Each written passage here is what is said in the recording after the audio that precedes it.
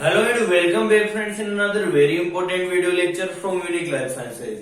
और इस वीडियो में आज हम पढ़ने वाले हैं डीएनए सीक्वेंसिंग की दूसरी टेक्निक जिसका नाम है Maxwell Gilbert DNA sequencing method. Last video में हमने देखा था, वहां पर देखा था सेंगर डीएनए सीक्वेंसिंग मेथड जहां पर डाइडिऑक्सी सीक्वेंसिंग की जाती है। डाइडिऑक्सी न्यूक्लियोसाइड ट्राइफॉस्फेट यूज में लेकर सीक्वेंसिंग की जाती है और उस मेथड को हम चेन टर्मिनेशन मेथड भी बोलते हैं। और जो दूसरे प्रकार की क्लासिकल मेथड है डीएनए सीक्वेंसिंग उसको बोलते हैं हम Maxwell Gilbert DNA sequencing method या इसको केमिकल मेथड भी हम बोलते हैं। अब इसको केमिकल मेथड क्यों बोलते हैं? क्योंकि इसमें केमिकल्स के द्वारा डीएनए फ्रेगमेंट्स को विशेष स्थान पर ब्रेक डाउन किया जाता है, क्लीव किया जाता है और हम उस फ्रेगमेंट्स को अरेंज करके एक सीक्वेंस का पता लगाते हैं कि क्या सीक्वेंस हमारे जो अननोन डीएनए है उसकी क्या सीक्वेंस होनी चाहिए। तो देखिए कि किस प्रकार से हम कौन कौन से केमिकल्स यूज में लेते हैं और किस प्रकार से हम डीएनए सीक्वेंसिंग के पता इस मैक्सवेल गिलबर्ट मेथड के द्वारा लगाते हैं। क्योंकि मैक्सवेल एंड गिलबर्ट दोनों साइंटिस्ट हैं, इनके नाम पर ये इस मेथड का नाम पड़ा है क्योंकि इन्होंने ही इसकी डिस्कवरी की थी। तो सबसे पहले तो हम समझते हैं कि कैसे इसमें सबसे पहले हम क्या करते हैं। तो देखिए, सबसे पहले हम जिस भी डीएनए की सीक्वेंसिंग करना चाहते हैं, जो भी अननोन डीएनए है हमारे पास, उस अननोन डीएनए का हम क्या लेंगे, कोई भी फ्रेगमेंट ले लेंगे। क्योंकि यह सीक्वेंसिंग मेथड है जो ज्यादा बड़े डीएनए को ज्यादा बड़े डीएनए की सीक्वेंसिंग नहीं कर सकती, इसलिए हम क्या करते हैं, इसमें जो बड़ा डीएनए होता है उसके छोटे फ्रेगमेंट कर लेते हैं। तो फिर मान लीजिए हमारे पास ये कोई डबल स्टैंडर्ड डीएनए है, तो सबसे पहले हम डबल स्टैंडर्ड डीएनए ले लेंगे जिसकी हमें सीक्वेंसिंग करनी है। फिर क्या करेंगे, उसमें जब भी हम सीक्वेंसिंग के लिए मैक्सवेल गिलबर्ट मेथड में लेंगे तो डबल स्टैंडर्ड डीएनए को पहले हम सिंगल स्टैंडर्ड डीएनए में कन्वर्ट करेंगे, यानी डीनेचुरेशन करेंगे। डीनेचुरेशन करने के बाद हम उसके 5 प्राइम की तरफ क्या करेंगे, रेडियो लेबलिंग करेंगे। रेडियो लेबलिंग किसके द्वारा करेंगे, वहां पर जो फॉस्फेट का आइसोटोप है P32 वो हम यूज में लेंगे और वहां पर सारे 5 प्राइम को कैसे कर देंगे, रेडियो लेबल कर देंगे, जो क्या हमेशा रेडियो वेव इमिट करता रहेगा। अब यहाँ पर हम एक ही फ्रेगमेंट ना लेकर उसकी मल्टीपल कॉपीज लेंगे। मल्टीपल कॉपीज का हम ब्रेक डाउन करेंगे। जैसे हमने यहाँ पर ये डबल स्टैंडर्ड ब्रेक मॉलिक्यूल था, उसको सिंगल स्टैंड्स में बदला हमने और सिंगल स्टैंड की भी मल्टीपल कॉपीज ले ली। ये मल्टीपल कॉपीज है। अब इन मल्टीपल कॉपीज को 4 अलग अलग टेस्ट ट्यूब में हम यहाँ पर केमिकल ट्रीटमेंट देंगे। अब वो केमिकल ट्रीटमेंट कैसे देंगे और उससे क्या होगा, तो देखिए हमने यहाँ पर 4 टेस्ट ट्यूब ले ली है और 4 टेस्ट ट्यूब में हमने यहाँ पर टेस्ट ट्यूब का नाम रख लिया है। ये तो है A+G रिएक्शन, इसमें तो होगी A+G रिएक्शन यानी एडिनिन और ग्वानिन वाली रिएक्शन, इसमें होगी ग्वानिन वाली रिएक्शन, इसमें होगी थायमिन T+C यानी थायमिन और साइटोसिन वाली रिएक्शन और इसमें होगी साइटोसिन वाली रिएक्शन, केवल साइटोसिन वाले। अब देखो इस रिएक्शन में होता क्या है, ये हम जो यहाँ पर केमिकल्स यूज में लेंगे वो केमिकल्स क्या करेंगे, उन विशेष स्थान से क्या कर देंगे, जो डीएनए फ्रेगमेंट है उसका ब्रेक डाउन करेंगे। सिंगल स्टैंड डीएनए फ्रेगमेंट हमारे पास, उसको वहां से उस विशेष स्थान से कट कर देंगे। अब जैसे हमारे पास यदि पहली जो टेस्ट ट्यूब है उसमें A+G, यानी इसमें जो भी हम केमिकल डालेंगे, जो A+G क्या है, एडिनिन और एडिनिन और ग्वानिन को क्या बोलते हैं, प्यूरिन। तो प्यूरिन है तो वो क्या करेंगे, प्यूरिन को रिमूव कर देंगे और प्यूरिन के रिमूव के स्थान पर एक कट लगा देंगे जिससे 2 फ्रेगमेंट बन जाएंगे। और इसी प्रकार से ये जो दूसरी टेस्ट ट्यूब में है वो ग्वानिन के स्थान पर कट लगाएगा, तीसरी जो टेस्ट ट्यूब है उसमें थायमिन और साइटोसिन के स्थान पर कट लगेगा और चौथी जो टेस्ट ट्यूब है उसमें केवल साइटोसिन के स्थान पर कट लगेगा। अब देखिए कौन कौन से केमिकल हम इसमें यूज लेते हैं। जो सबसे पहली हमारे पास जो टेस्ट ट्यूब है जिसमें A+G रिएक्शन करवाएंगे उसमें हम कौन सा केमिकल यूज में लेंगे, फॉर्मिक एसिड। फॉर्मिक एसिड क्या करेगा, A+G यानी एडिनिन और ग्वानिन वाले जो भी न्यूक्लियोटाइड है वहां पर उनके नाइट्रोजन बेस को रिमूव कर देगा और सिर्फ क्या रह जाएगी, वहां पर फॉस्फेट की जो बैकबोन है, शुगर फॉस्फेट की बैकबोन है, वो प्रेजेंट रह जाएगी। किस प्रकार से, मान लीजिए हमारे पास कोई डीएनए स्ट्रैंड है, इस डीएनए स्ट्रैंड में हमारे पास ऐसे जुड़े हुए हैं A, G, C, T, तो ये जुड़े हुए हैं। तो ये तो मान लो हमारे पास क्या है ना, ये जो बैकबोन है ये तो क्या प्रेजेंट है, बैकबोन, शुगर और फॉस्फेट की बैकबोन है, ये तो शुगर फॉस्फेट की बैकबोन है हमारे पास। अब जो ये क्या जुड़े हुए हैं, न्यूक्लियोटाइड, सिंगल स्ट्रैंडेड डीएनए है। अब जैसे ये केमिकल डालेंगे, कौन सा वाला, फॉर्मिक एसिड, तो फॉर्मिक एसिड मैंने बताया कौन सी जगह पर क्या करेगा, नाइट्रोजन बेस को रिमूव करेगा, एडिनिन और ग्वानिन यानी प्यूरिन्स को। तो प्यूरिन कौन कौन से, एडिनिन और ग्वानिन, इनको रिमूव कर देगा और इस स्थान पर क्या कर देगा, कट लगेगा। अब कट कौन लगाएगा, ये तो पहले तो क्या बना देगा, एप्यूरिनिक साइड। जैसे ही मान लो यहाँ पर ए तो है, अब ये जी था पहले यहाँ पर, अब इस जी को रिमूव कर दिया तो क्या हो गया, यहाँ पर एक खाली स्थान बन गया। इस खाली स्थान को क्या बोलेंगे, एप्यूरिनिक साइट या एपी साइट। क्या बोलेंगे, एप्यूरिनिक साइट या एपी साइट। यदि पिरिमिडीन को हटाता है तो एप्रिमिडीन साइट, तो यहाँ पर ग्वानिन को हटाया तो एपी साइट बन गई। लेकिन अभी भी फ्रेगमेंट तो नहीं हुआ, तो फ्रेगमेंट करने के लिए हम दूसरा केमिकल डालते हैं, वो कौन सा होता है, हॉट पाइपरेडिन। हॉट पाइपरेडिन जैसे डालेंगे वो क्या करेगा, ये शुगर फॉस्फेट जो बैकबोन है उसको कट कर देगा और यहाँ पर दो फ्रेगमेंट हमारे पास प्राप्त हो जाएंगे। तो समझ में आ गया किस प्रकार से ब्रेक डाउन करेंगे। इसी प्रकार से सारे केमिकल्स आगे काम करेंगे। तो इस जो ये टेस्ट ट्यूब है, इसमें ब्रेक डाउन कहां कहां पर होगा, जहां जहां पर एडिनिन और ग्वानिन जुड़ा हुआ वहां पर ब्रेक डाउन होगा। और दूसरे में डाइमिथाइल सल्फेट डालेंगे। क्या डालेंगे, दूसरा केमिकल डाइमिथाइल सल्फेट यानी डीएमएस, और डीएमएस के बाद में हॉट पाइपरेडिन डालेंगे। अब डाइमिथाइल सल्फेट तो क्या करेगा, ग्वानिन को रिमूव कर देगा, और ग्वानिन के बाद ये रिमूव होने के बाद में हम क्या करेंगे, हॉट पाइपरेडिन का ट्रीटमेंट देंगे, और हॉट पाइपरेडिन क्या करेगा, उसकी फॉस्फेट बैकबोन को कट कर देगा और दो अलग फ्रेगमेंट बना देगा। अब इसी प्रकार से तीसरी जो हमारी टेस्ट ट्यूब है, उस टेस्ट ट्यूब में हम कौन सा केमिकल डालेंगे, हाइड्रेजिन। अभी जो हाइड्रेजिन है वो क्या करेगा, जहां पर थायमिन और साइटोसिन जुड़े हुए वहां पर कट करेगा। जहां पर थायमिन प्रेजेंट है पहले थायमिन को रिमूव करेगा या साइटोसिन को रिमूव करेगा। फिर उसके ऊपर भी हम हॉट पाइपरेडिन का ट्रीटमेंट देंगे। देखिए हॉट पाइपरेडिन का ट्रीटमेंट सभी टेस्ट ट्यूब में देंगे। तो हॉट पाइपरेडिन क्या करेगा, जो कट लगाएगा वो कौन लगाएगा, हॉट पाइपरेडिन। हाँ, ये जो बाकी केमिकल है वो तो सिर्फ क्या करेंगे, एपीसाइड्स का निर्माण करेंगे। एपीसाइड यानी एप्यूरिनिक साइट या एप्रिमिडिन साइट। तो यहाँ पर तो एडिनिन और ग्वानिन का रिमूव होगा, यहाँ पर ग्वानिन का केवल, यहाँ पर थायमिन और साइटोसिन का, और यहाँ पर कौन सा केमिकल डाला था हमने, हाइड्रोजिन के साथ हॉट पाइपरेडिन। और लास्ट में जो हमारे पास जो यहाँ पर टेस्ट ट्यूब है उसमें डालेंगे हाइड्रोजिन के साथ में कौन सा, NaCl। हाइड्रोजन के साथ में NaCl डालेंगे, वो क्या करेगा, सिर्फ साइटोसिन को रिमूव करेगा। और साइटोसिन को रिमूव करने के बाद में हम यहाँ पर भी क्या करेंगे, हॉट पाइपरेडिन का ट्रीटमेंट देंगे, जिससे साइटोसिन वाली जगह पर कट लग जाएगा। अब इन कट लगाने का क्या उद्देश्य है, हमने कट क्यों लगाया।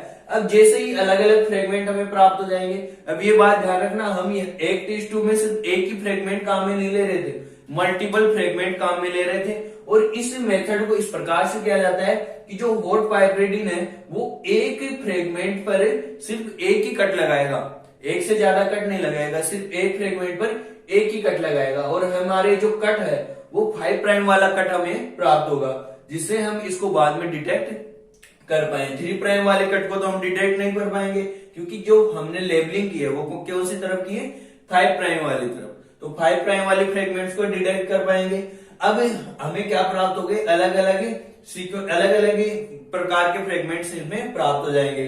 तो देखिए सबसे पहले हम जानते हैं, हमने ये तो पता है कि हमारे पास अननोन सीक्वेंस है, पता नहीं, लेकिन समझने के लिए हम मान लेते हैं कि हमारे पास इस प्रकार की कोई सीक्वेंस है जिस पर guanine, cytosine, thymine, adenine, cytosine, guanine, thymine और एडिनिन, इस प्रकार से 8 न्यूक्लियोटाइड इसमें जुड़े हुए हैं।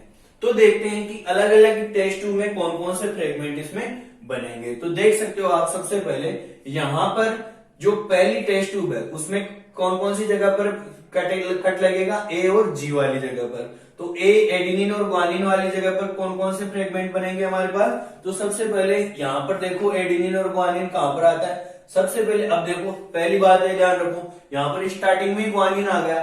अब कट कहां पर लगेगा, ग्वानिन से पहले कट लगना चाहिए, लेकिन ग्वानिन से पहले तो कुछ है ही नहीं, तो कट कहां लगे, यहाँ पर तो पहले से ही कट लगा हुआ, तो हम पहले वाले न्यूक्लियोटाइड को यहाँ पर डिटेक्ट नहीं कर पाएंगे। फिर उससे बाद में क्या होगा, इसके बाद में देखिए कौन सा आएगा, ए। तो यहाँ पर ए देखिए ये आ गया, तो पहला कट कहां पर लग सकता है हमारा, यहाँ पर, और हमें इतना बड़ा फ्रेगमेंट प्राप्त हो सकता है। तो देखिए पहला फ्रेगमेंट ही हमें प्राप्त हो गया GCT। इस प्रकार से दूसरा फ्रेगमेंट हमें कहां तक प्राप्त हो सकता है, यहां तक प्राप्त हो सकता है। G से पहले कट लगेगा यहाँ पर, तो ये फ्रेगमेंट प्राप्त हो गया। देखिए GCTAC, ये फ्रेगमेंट प्राप्त हो गया। और कौन सा प्राप्त हो सकता है हमें, लास्ट वाला, यहाँ पर कट लगेगा एक, तो ये फ्रेगमेंट प्राप्त हो गया हमें। तो इस प्रकार से हमें यहाँ पर 3 फ्रेगमेंट प्राप्त हो जाएंगे पहली वाली टेस्ट ट्यूब में, जहां पर A+G रिएक्शन हो रही है। दूसरी वाली टेस्ट ट्यूब की बात करें, उसमें हमारे पास DMS, हमने ट्रीटमेंट दिया था DMS का, वहां पर सिर्फ ग्वानिन की साइट वाली जगह पर ही कट लगेगा। अब ग्वानिन कहां पर प्रेजेंट है, एक तो फर्स्ट जगह पर, तो फर्स्ट न्यूक्लियोटाइड को तो हम डिटेक्ट नहीं कर पाएंगे क्योंकि वहां पर कट नहीं लग पाएगा। अब दूसरा कहां पर है, एक यहाँ पर प्रेजेंट है, तो हमारे पास कौन सा प्राप्त हो जाएगा, ये वाला फ्रेगमेंट हमें मिल जाएगा। तो ये वाला फ्रेगमेंट हमें मिल गया GCTAC। तो ये एक फ्रेगमेंट इसमें हमें प्राप्त होगा एक ही प्रकार का। जो तीसरी हमारे पास टेस्ट ट्यूब है, उस तीसरी टेस्ट ट्यूब में देखिए आप, तीसरी टेस्ट ट्यूब में हमें साइटोसिन और थायमिन वाली जगह पर कट लगेगा। तो सबसे पहले साइटोसिन देखिए, एक तो ये आ गया, तो हमें कितना सा, एक ही न्यूक्लियोटाइड वाला फ्रेगमेंट प्राप्त हो गया ग्वानिन वाला। फिर दूसरा कहां पर आ गया, साइटोसिन के बाद में थायमिन, तो एक ये प्राप्त हो गया हमें 2 न्यूक्लियोटाइड वाला, तो देखिए एक ये प्राप्त हो गया G और GC। इसी प्रकार से तीसरा कौन सा प्राप्त होगा, GCTA, क्योंकि यहाँ पर C आ गया, एक कट यहाँ पर लगेगा। फिर इनके बाद में कौन सा फ्रेगमेंट प्राप्त होगा हमें, GCTACG, तो एक कट यहाँ पर लगेगा क्योंकि यहाँ पर थायमिन आ गया, तो एक कट यहाँ पर लगेगा, तो C और T वाली जगह पर हमारे पास कट लग गए। अब लास्ट में कौन सी आगे हमारे पास टेस्ट ट्यूब, साइटोसिन वाली, तो यहाँ पर सिर्फ साइटोसिन के कट लगेंगे। तो साइटोसिन कहां पर प्रेजेंट है, एक तो ये रिप्रेजेंट साइटोसिन और एक ये रहा साइटोसिन। तो एक तो इतना सा फ्रेगमेंट बनेगा केवल ग्वानिन वाला, और एक इतना बड़ा फ्रेगमेंट बनेगा जिसमें 4 न्यूक्लियोटाइड होंगे GCTA। तो ये फ्रेगमेंट हमारे पास प्राप्त हो गए। अब इन अलग अलग टेस्ट ट्यूब को, चारों के चारों टेस्ट ट्यूब को हम जेल इलेक्ट्रोफोरेसिस में रन करवाएंगे। इन फ्रेगमेंट को अलग करेंगे और इनको जेल इलेक्ट्रोफोरेसिस में रन करवाएंगे। और जेल इलेक्ट्रोफोरेसिस में रन करवाते समय ध्यान रखेंगे कि ये मिक्स ना हो, क्योंकि यदि मिक्स हो गया तो पूरा एक्सपेरिमेंट ही खराब हो जाएगा। तो हम अलग अलग वेल बनाएंगे, जिसमें फर्स्ट वेल में A+G, दूसरे में G, तीसरे में T+C और चौथे में C। तो इस प्रकार से हमें क्या प्राप्त हो जाएंगे, अलग अलग बैंड्स प्राप्त हो जाएंगे। जेल इलेक्ट्रोफोरेसिस में रन करवाते हैं तो क्या होता है, सबसे छोटा फ्रेगमेंट सबसे नीचे की तरफ जाता है और सबसे बड़ा फ्रेगमेंट ऊपर की तरफ रह जाता है, क्योंकि वो ज्यादा तेजी से मूव नहीं कर पाता। और हम इनको डिटेक्ट किसके द्वारा करेंगे, ऑटो रेडियोग्राफी के द्वारा। किसके द्वारा करेंगे, ऑटो रेडियोग्राफी के द्वारा। ऑटो रेडियोग्राफी के द्वारा डिटेक्ट करने के बाद हमें क्या प्राप्त होगा, जो एक्सरे फिल्म होगी, उस एक्सरे फिल्म पर हमें इस प्रकार के डार्क स्पॉट प्राप्त हो जाएंगे। अब तक हमें कुछ नहीं पता था कि हमारे पास क्या प्रेजेंट है, कौन सी सीक्वेंस प्रेजेंट है। ये तो हम सिर्फ जानने के लिए हमने देखा था कि ऐसी सीक्वेंस हो सकती है। तो अब हम पता लगाएंगे सीक्वेंस का, इसी जो एक्सरे फिल्म है हमारे पास ऑटो रेडियोग्राफी, इसकी स्टडी करके पता लगाएंगे कि कौन सी सीक्वेंस हमारे पास बनेगी। तो देखिए किस प्रकार से पता लगाएंगे। हमने ये तो पता है कि हमारे टेस्ट ट्यूब में कौन कौन से केमिकल थे, तो A+G वाली के ये है, ये G वाली है, T+C और ये C। तो सबसे नीचे से काउंट करना शुरू करेंगे। तो यहाँ पर देखेंगे सबसे नीचे कौन सा है, सबसे नीचे जो वाला फ्रेगमेंट बैंड कहां पर बन रहा है, एक तो C वाले में और इसके सामने जस्ट T+C वाले में। तो दोनों के सामने फ्रेगमेंट बन रहा है और दोनों का बराबर फ्रेगमेंट बन रहे हैं। तो इसका मतलब यहां पर भी C है और यहां पर भी C है, तो ये दोनों में से क्या होगा, C। यदि दोनों में बैंड बन रहे हैं तो कॉमन कौन सा होगा, C। कौन सा आएगा इसमें, C। तो सबसे पहला जो न्यूक्लियोटाइड आ गया वो क्या आ गया, C।